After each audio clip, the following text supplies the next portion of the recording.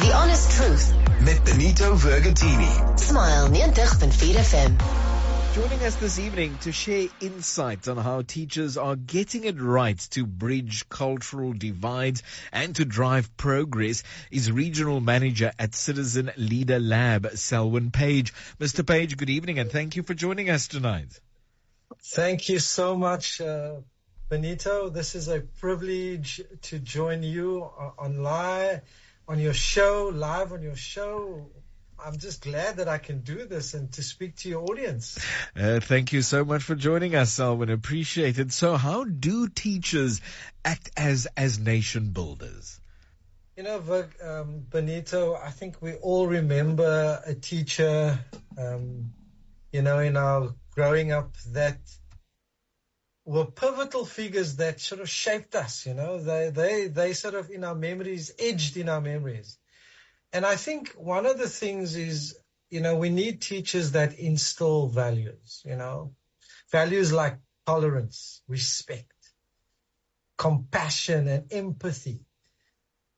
Teachers that in our world where there's so much, blame game, there's so much looking at across the fence and saying the other. Social cohesion is critical because it encourages collaboration. Teachers must encourage collaboration and teamwork in our classrooms. How to deal with conflict constructively. There are many examples where teachers are nation-building agents because they are bringing previous communities from different divides into one room. And you have an amazing opportunity as a teacher to do that. I think in the South African context, nation building is critical right now.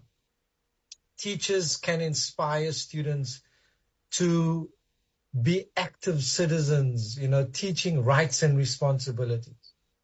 Many young people don't know or don't understand with a right comes a responsibility as well. So stand up for your rights, but remember there's also responsibilities.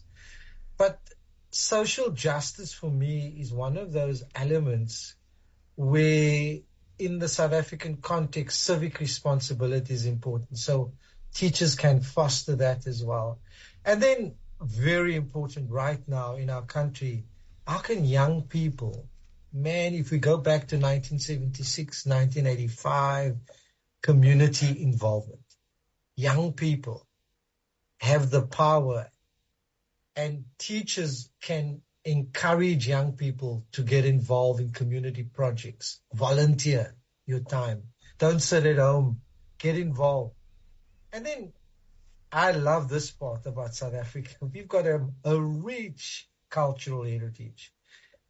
Can we celebrate that? Teachers in the classroom, celebrate it.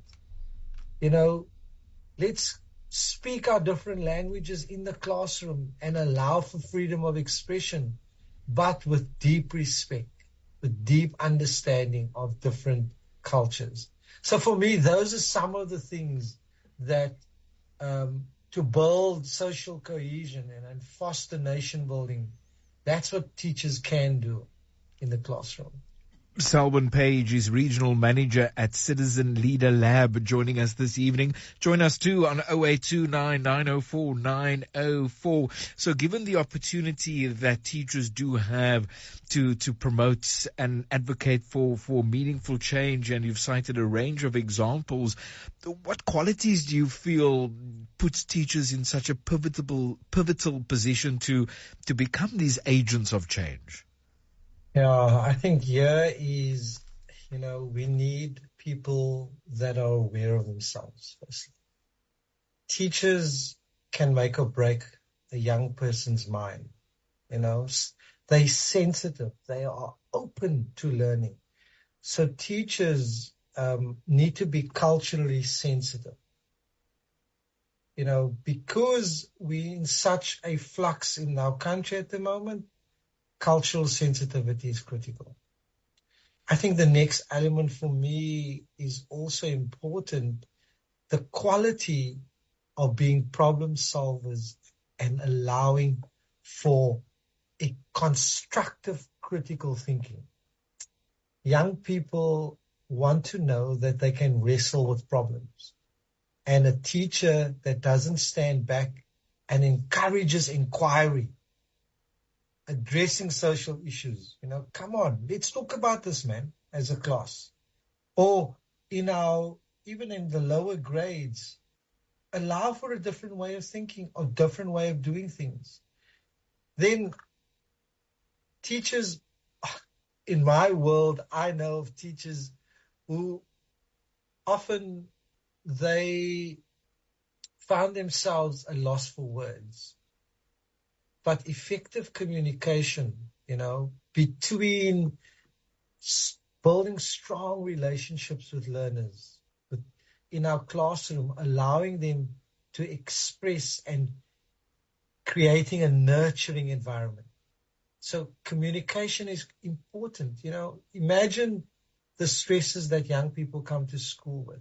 Is there a safe space in the school where a teacher is willing to listen? And then lastly, I think for me, teachers need to be lifelong learners. If teachers are not learners, then they're going to run behind. We are Generation X, then Generation Y, now Generation Z, and now hear about Alpha. The next generations are growing. They are amongst us already. Are teachers equipped and learning all the time and promoting learning amongst themselves?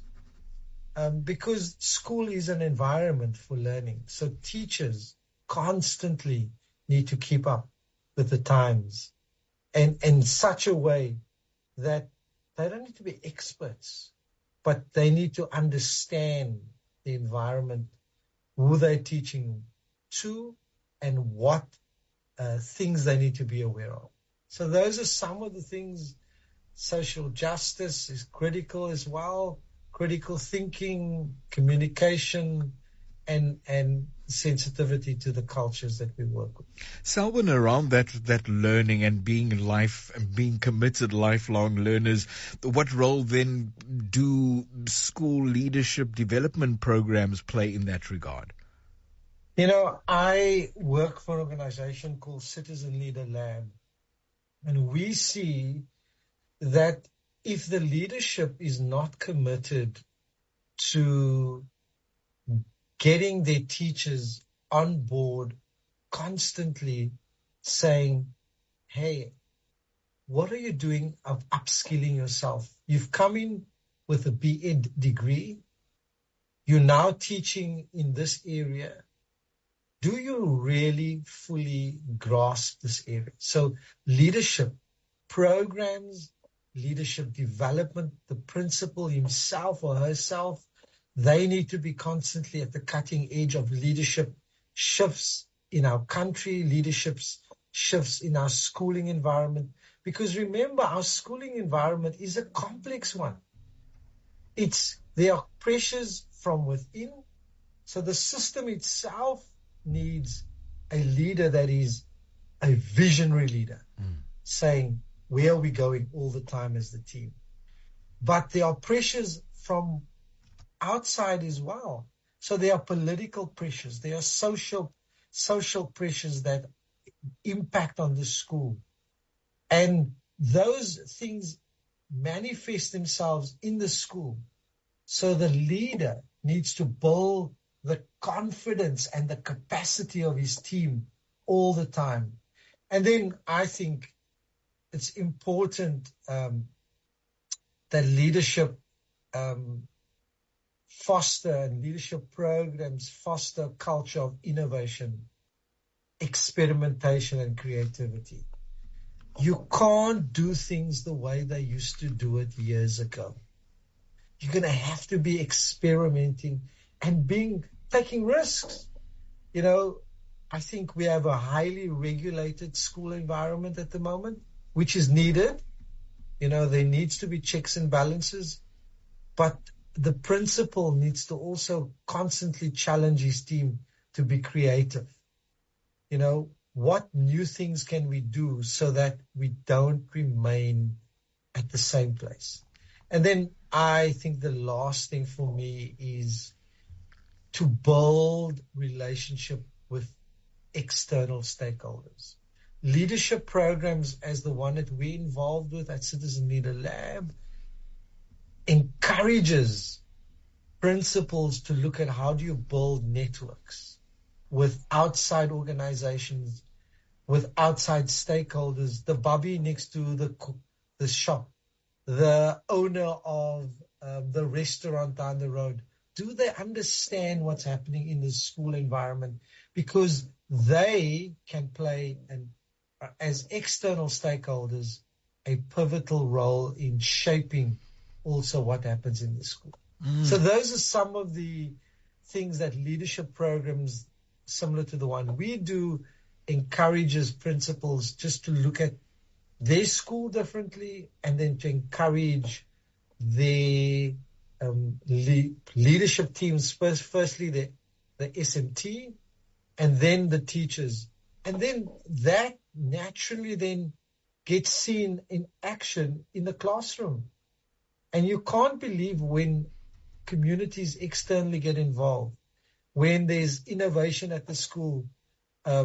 Kids will say, there's things happening at my school, Kids will say, my teacher's on this course. She's learning new things. They came with new things into the classroom. My principal has plans for our school in the next 5 years. Now, that's an environment that any kid wants to be.